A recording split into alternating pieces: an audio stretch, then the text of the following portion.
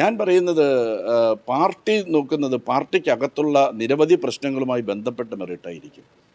അത് നോക്കി എടുക്കുന്ന തീരുമാനങ്ങളാണ്. ശരിയായിട്ടുള്ള തീരുമാനങ്ങൾ യഥാർത്ഥത്തിൽ പാർട്ടി എടുക്കാറുള്ളൂ എന്നാണ് എൻ്റെ പക്ഷം. ഞാനതിന് എനിക്ക് പിന്നെ കണ്ണൂരിലെ രാഷ്ട്രീയവുമായിട്ടൊന്നും എനിക്ക് യാതൊരു ബന്ധവുമില്ല. അവിടുത്തെ പ്രവർത്തനങ്ങളെ സംബന്ധിച്ച് എനിക്കറിയില്ല. അതെല്ലാം അവിടെ തന്നെ ചോദിക്കേണ്ട ഒരു കാര്യമാണ്.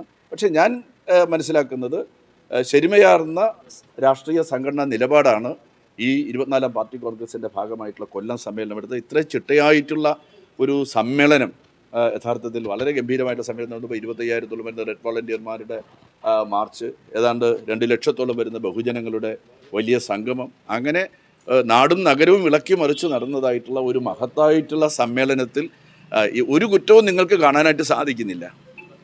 ഒരു കുറ്റവും കാണാൻ സാധിക്കാത്തതുകൊണ്ട് പാവപ്പെട്ട എന്നെപ്പോലുള്ള ആളുകളെ ഒരു ഇരയാക്കാൻ പറ്റുമോ എന്ന് നോക്കുകയാണ്. ദയവ് ചെയ്ത് ഞാൻ നിങ്ങൾക്ക് ഇരയായിട്ട് നിൽക്കാൻ തയ്യാറല്ല. ഞാനങ്ങനെ ഇരയാകാനും ആഗ്രഹിക്കുന്നില്ല.